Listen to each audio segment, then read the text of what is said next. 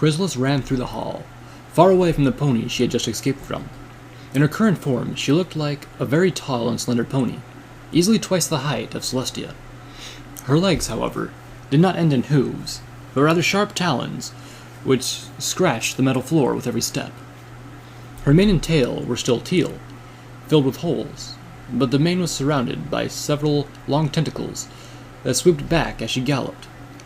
Jutting from her back were two transparent insect-like jagged wings, and between them, the iridescent carapace reaching down to her haunches. She had changed her head into a bestial shape. Her teeth were numerous and pointed, and her muzzle was long and narrow.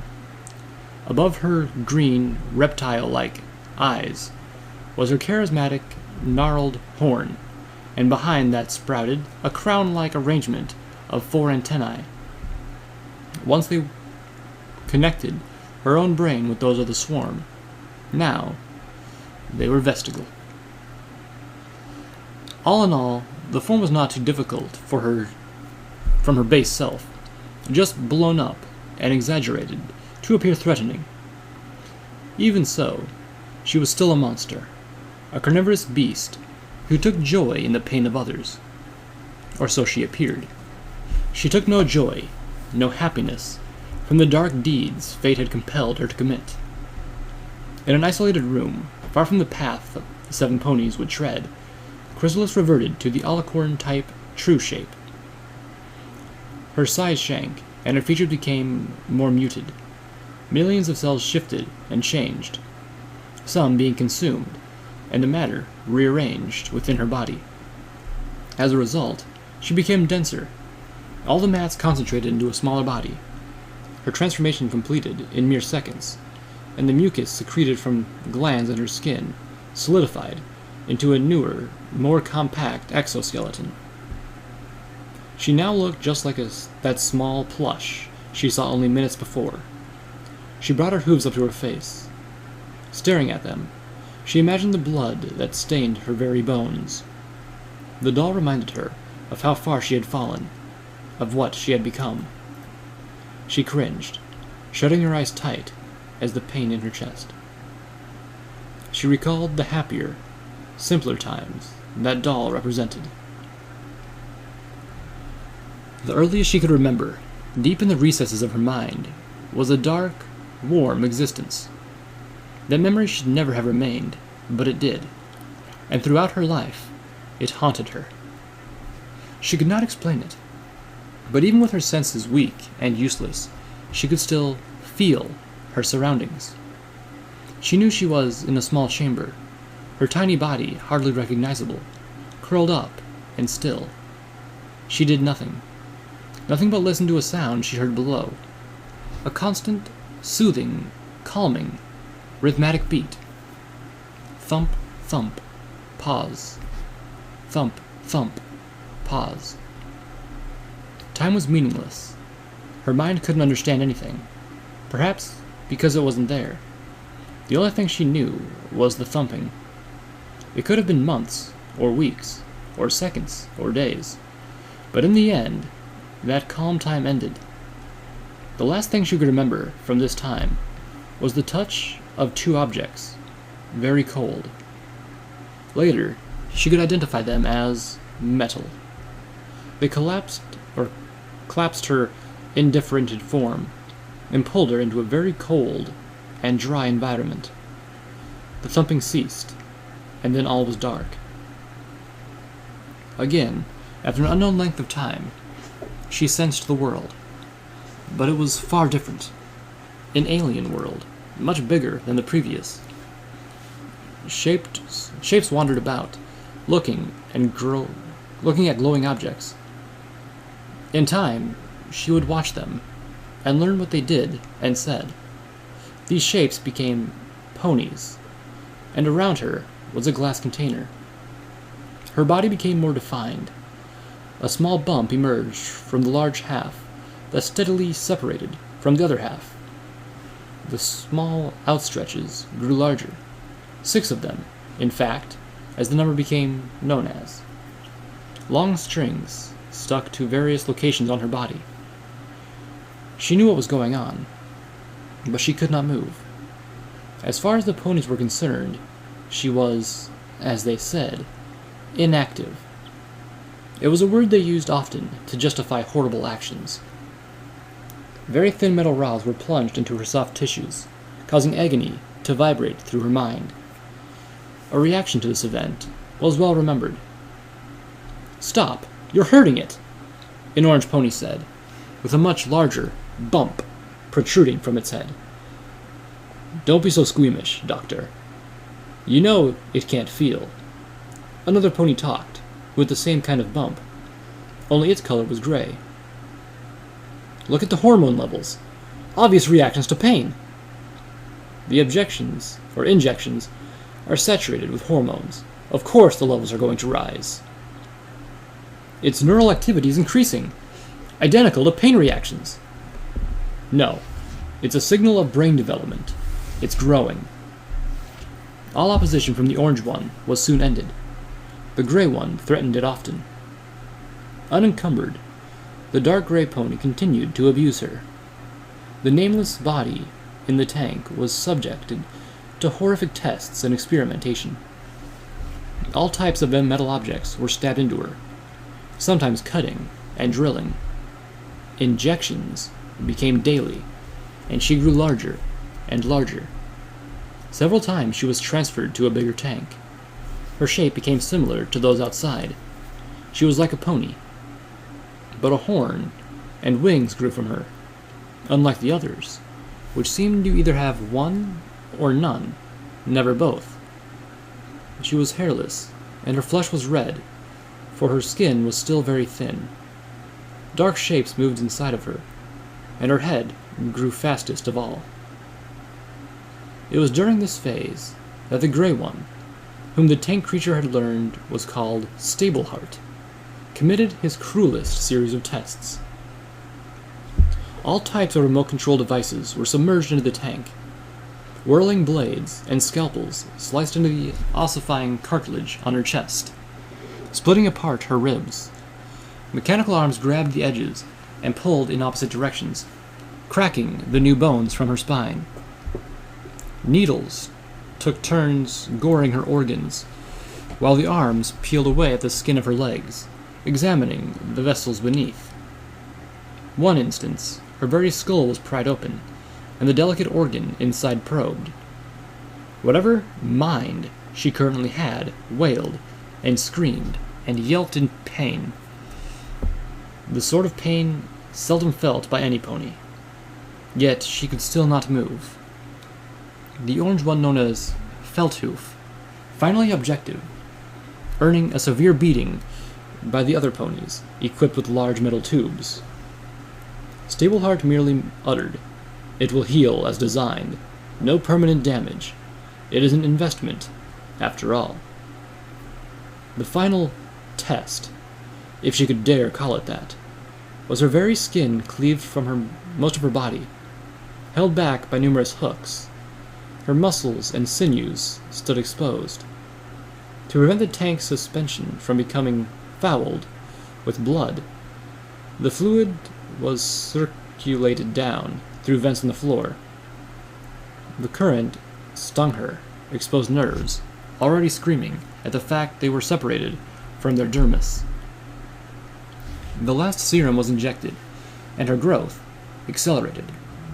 Within days, secretions from her thickening skin hardened into a black shell. Hair grew from her head and backside, while two of her legs radically altered composition. Their bones dissolved, and the limbs flattened, so much so they became transparent. Her horn became twisted and growing much thicker than any pony else's. Then came the last step, the final moment when she could not move. A pulse was delivered, and she felt the consciousness she had always had fuse with the brain of her body. The tank drained, then lifted up. She sat on her haunches, officially born. She opened the large green eyes for the first time and saw that dark gray stallion. Ear had not yet become known to the new being. Instead, She feared him. Any moment, he would torture her again. She jumped back, somehow already knowing how to use her long, dormant legs, and ran away. She didn't get far, however. Under a desk, a large creature cowered, trembling at the doctor she easily dwarfed. Feldhoof approached the hiding pony-like thing and held out a hoof. Then, in the most soothing, gentle voice she would ever know, the doctor addressed her. "Shh. Shh. It's okay. I'm not going to hurt you. You're safe." He smiled with all the sincerity of his heart. Still shaking, for the first time, her eyes began to shed tears as she began crying. She did not forget the concern this pony had shown her. At first, she backed up, skeptical of this gesture, but then, still weeping, she leapt towards the hoof of the orange pony. Feldhoof held her close, imagining she was just a little filly, despite him being much smaller than her. Stroking her wet mane, he whispered into her ear, "It's okay. Daddy's here. I'll take care of you." At first, the creature was fated to reside in a cold, concrete room with little comfort or kindness. The good doctor, however, volunteered to offer his quarters as a substitute. He said to her that her mind grew fast, and she would learn very quickly. Within several weeks, she understood everything she needed to. She could speak and understand him, and would engage in mentally stimulating pursuits, like solving puzzles and riddles. He gave her the name Chrysalis, after the project she was created for. In his care, Chrysalis felt a sense of fullness.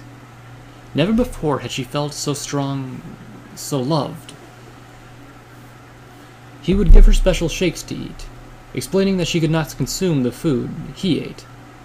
It didn't bother her much, and she never asked what the shakes were. It didn't matter. She was happy, and Feldhoof was happy too. One night, Chrysalis sat in her bed, tossing and turning, unable to sleep. The doctor came in, and read her a story.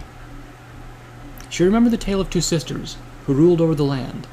Of course, she knew now who those sisters were. After he had finished, he got up and left the room, saying, "Good night, Chrissy." As he turned out the light, she replied, her head resting on a pillow, "Good night, Papa."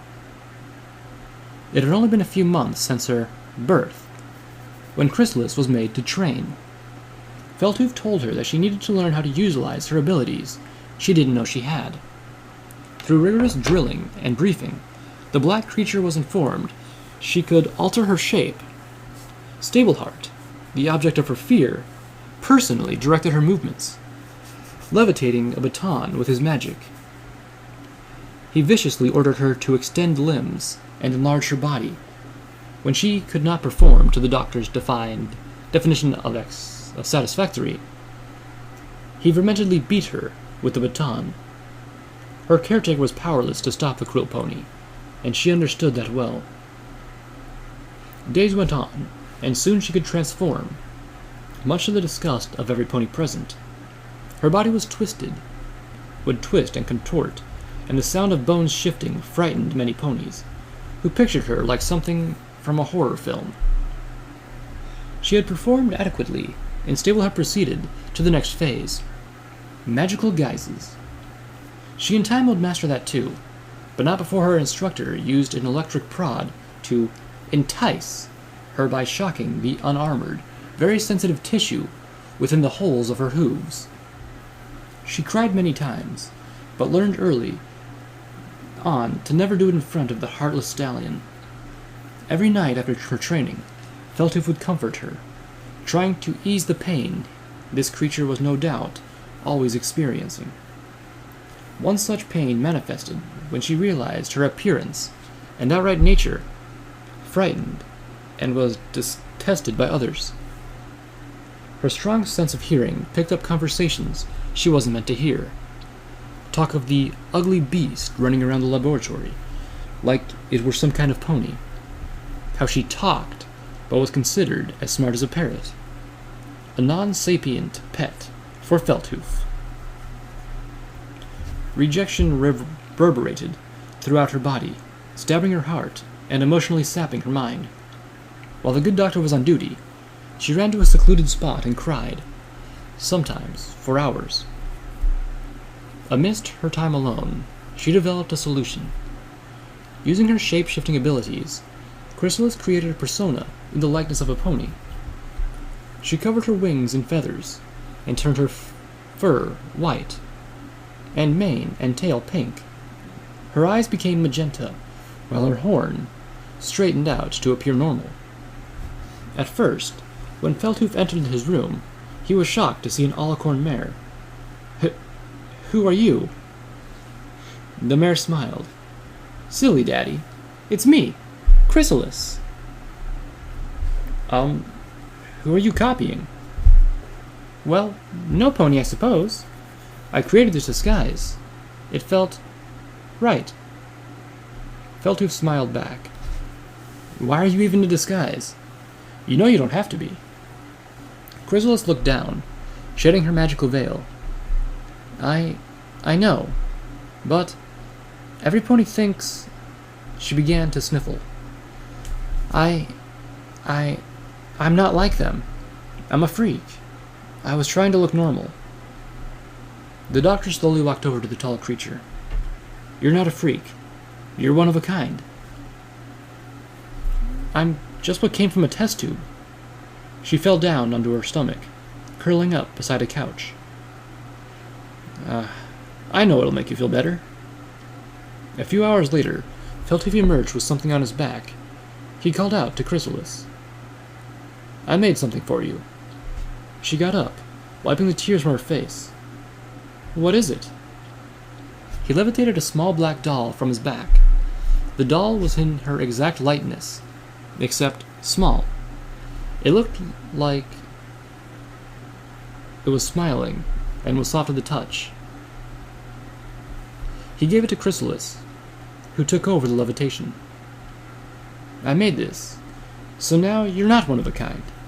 She's just like you. Now you don't feel alone, because she'll always be right there. At first sight, the large child fell in love with the plush.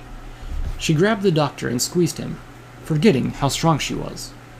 Feldhoof didn't care, and smiled. Thank you so much! You're welcome. She sat him down and gave him a kiss on the forehead. From that moment on, Chrysalis and the doll were inseparable. Every night she cuddled with it. She would play with it as if it were alive. She'd talk to it and tell it her deepest secrets. Physically and mentally, she was far superior to any pony, being much stronger and intelligent. But emotionally, she was just a young filly. Then one day, the doctor, on his day off, proposed to her that they go outside. Chrysalis had only been out once before, and immediately grew excited. It was winter, and snow covered the empty plains. Feldhoof knitted her a scarf and acquired some boots for his ward. Rushing outside, her doll suspended beside her, she gazed in wonder at the winter scene. She soon discovered how enjoyable snow could be, rolling around, building snow forts, building a snow pony. Dr. Feldhoof suggested they play a game. Chrysalis's face became ecstatic. She picked up some snow, molded it into a ball, and spoke to Chrissy. Now, you make a ball with snow, obviously, and throw it at the other pony. Don't throw it too hard. It's supposed to be a game. Okay. Immediately, she formed several snowballs, and in quick succession, launched them at Feldhoof. After the volley ended, his face was covered in snow. Wiping it off revealed a large red mark. Chrysalis giggled, then playfully dove into the snowbank to avoid the doctor's throws. The day became night, and they went back inside to drink some hot tea and enjoy each other's company. A few days later, Chrysalis was walking around the complex. She wandered into a large room with tanks and computer monitors. She decided she might as well investigate, to see if there was anything interesting. She knew how to operate a terminal by using Feldhoof's personal computer in his living room, and she accessed one in the center of the room. On the screen were files of data sheets and letters. She knew how to read and looked at each one carefully. One especially caught her attention, marked PC-16. The file talked about her, what she was, why she was created, and an even more horrifying truth. She could not believe what she had just read. Quickly closing the console, she raced over to find Feldhoof. She had several questions, but alas, they would never be asked. When Chrysalis found the doctor, he was being confronted by several armed guards, as well as Stableheart. The guards stopped her from going any closer. A stern look was on Stableheart's face, and a contemptuous one on Feldhoof's. "We have our directive. They've chosen to abandon the project, and ordered the disposal of the subject. She stays with me. We will disregard her original purpose, but please allow her to live." Feldhoof's expression turned into a pleading one. "You've grown too attached to it. It must be destroyed. She has a name. It's right here. The disposal shouldn't take more than a few seconds." Chrysalis's eyes widened. They were going to kill her? "She has a name!" Feldhoof yelled, lashing out at Stableheart. With lightning-quick reflexes, the bad doctor shot the creature's caretaker, who fell to the ground, dead. Chrysalis cried out, shrieking at the death of her only friend, companion, father. Brushing away the two guards, she began to see red, and for the first time, anger dictated her actions. Morphing her leg into a long claw, she impaled Stableheart straight through the chest. When the rage subsided, she stared in disbelief at what she had done. The two guards got up and were about to shoot. Chrysalis grabbed the two bodies of the dead ponies and ran off. Out of the door she went, into the freezing cold outside. Every pony assumed she'd die of exposure and didn't pursue. Chrysalis might well have succumbed had she not fed. Dr. Feldhoof told her that the food she was given was meat, the flesh of animals. He firmly taught her never to consume a pony. And now, alone in the blistering cold, she could not help herself. She hated Stableheart, and beat his dead body, now lying in the snow, as he had once beaten her. Rage enveloped her as Chrysalis pounded her hooves repeatedly onto the corpse.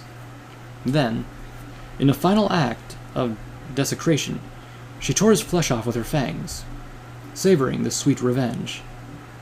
When all was done, the bones were picked clean, and sadness overtook her.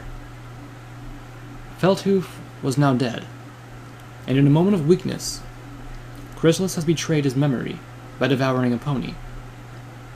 Howling at the rising moon, she cut herself and harmed herself, mourning over the body of the good doctor. Around midnight, she remembered it. She dug a pit and placed his body inside. Covering it back up, she wandered away, wanting to forget everything. Maybe she would wake up and have it all just be a bad dream. That moment would never come, and she eventually came to a snow-covered volcanic crater. She would live here now, far from any pony. Hopefully soon, her existence would fade from memory. In time, she built a large structure out of saliva and mucus. She was an animal, and hunted the packs of wolves and deer in the wilderness, dragging the carcasses back to her home. She'd feast on them, and lament their deaths. Never again would she know happiness. But she almost did. Perhaps as a manifestation of her loneliness, or some other method entirely, she felt a presence in her abdomen. She was hungrier, and needed more food with each meal. She had bouts of bipolarity, increasing her already crazed condition. A few months later, she painfully produced a small creature. Chrysalis had given birth. It was very small, no taller than her knee. Its eyes were blue, and mane and tail black, instead of teal. It was certainly different than her, but maybe it would grow up to be similar. Elated, Chrysalis thought she could earn a new friend. Her child followed her everywhere, and she felt a special connection with it. Everything it saw, she could see. Everything it felt, she could feel. Its thoughts were her thoughts. Once it learned to eat, fly, and walk properly, she took it out in the snow, hoping to recreate the bliss of a snowball fight. She levitated some snow, as Feldhoof had done before, and formed a snowball. Her child could use magic, and she concluded that it would be able to play. There, now you try. Her smile reached from ear to ear, excitement drowning all of her problems. Unfortunately, the small creature just looked straight at his mother, unmoving. The only motion it did was the occasional blink. Come on, pick up some snow. Again, it did nothing. Here, let me help you. She levitated a pile of snow to the creature. Now try to make it into a ball. She stopped using her magic, hoping her child would take over. Instead, the pile fell to the ground. Come on, make a ball. She tried again. Nothing. Make a ball. It slightly turned its head, blankly staring. Please, Chrysalis began to cry. Make a ball. Please. I just want to play. The creature paid no attention. It was then she realized what was happening. Her offspring was mindless. Whatever thoughts she thought it had were only her own. It was all a reflection of her own mind. She was truly alone. Falling to her haunches, she stewed in her sorrow for hours, while her child stood there, indifferent and unresponsive. Several more months later, more changelings, as Chrysalis called them, were born. By the end of summer, dozens populated the large hive. Though they had no soul of their own, they would do their queen's bidding, hunting and building. Chrysalis's children were ever busy, always forging a stronger hive. By the end of the summer, it brought the first of many attacks. One morning, Chrysalis woke up and ventured outside to look at the edge of the crater she lived in. Many shapes dotted the perimeter. She ran up towards them, psychologically calling her minions to accompany. The shapes soon became ponies as she got closer, and one raised a hoof, then swung it down. The meaning of the gesture made itself clear immediately. Large metal carriages carried long metal tubes, similar to the kind the guards had. They exploded, sending streams of fire down on the swarm. The shells burst, sending changelings flying across the field. Chrysalis felt each and every one of them die, their pain becoming her own. She could feel the searing of flesh, the shattering of bones, the force of 1,000 metal shards embedding themselves into a body. Bits of her beloved children littered the ground, some of them still alive. More shots went off, some were ponies themselves. Chrysalis gave the order, and the swarm charged. Dozens perished, and by the end of the day, hundreds of pieces of changelings were scattered across the land. A horrible, bloody mess wrenched the queen's heart. All the ponies were dead, and dragged back to the hive. Their weapons were buried so the terrible incident could be forgotten. Chrysalis hoped no pony would ever come again, but prepared for another attack. Soon, the swarm grew to a stable size of a few thousand, and no attacks occurred for the rest of the year. By the next year, around the same time, another attack came. This time, the queen transformed into a horrible beast, slaughtering hundreds of pony soldiers. Even so, hundreds of her children perished. Every night she crawled to the top of her hive and bellowed to the moon. The attacks became annual, persisting for 19 years. The final time, however, was different. The massacre claimed no less than 1,000 changelings. One pony survived, and was brought to Chrysalis. She leaned towards him, and withholding her anger, addressed him. "Why have you come here and slaughtered us? What have we done to deserve it?" He looked at her straight in the eyes, and smugly smiled. Spitting in her face, he replied, "We were ordered to exterminate all you monsters, and we'll come again, and again, until your head is mounted over a fireplace." Wiping the saliva over her snout, she said, "Please, leave us be. We mean no harm." Her eyes were pleading with the arrogant colt. "I will let you free. I'll never make a deal with a monster." He turned and bucked a changeling into a wall of the hive. It gasped for breath, its windpipe crushed by the stallion's hoof. Chrysalis walked over and held up her child. She felt it suffocate and die. Hugging the creature that never could love her back, something finally snapped. Diplomacy would not work. The changelings would have to fight back. Facing the pony, she didn't speak, but simply transformed into a hideous creature, opened her multi-mandibled jaw, and lashed out a barbed tongue. She dragged the terrified stallion into her ring of teeth and devoured him with extreme prejudice. Bellowing triumphantly, Chrysalis began plans to invade Canterlot. Soon, all of Equestria would pay for its transgressions, for all the lives lost. Chrysalis was still sitting in the secluded room, remembering what came next. Her invasion was rebelled, and she was brought back north, forced to return to her home. That was several weeks ago. Shortly afterwards, she discovered her degenerative state. Driven insane by her failure and looming death, the Queen of the Changelings watched her swarm die, one by one. It was then she vowed to exact her revenge before she finally faded away. The plan she developed was brilliant.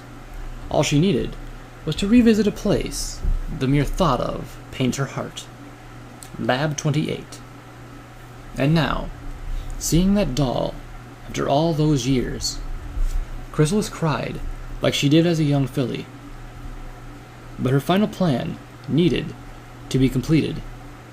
The fire in her eyes burned for justice. Her body was already cracking and shredding, strands of flesh trailing from the holes in her hooves. The time for action was now. The final move was about to be made. Before she left the stage, and the curtains fell, Queen Chrysalis of the Changelings would exact her price from the one who started it all.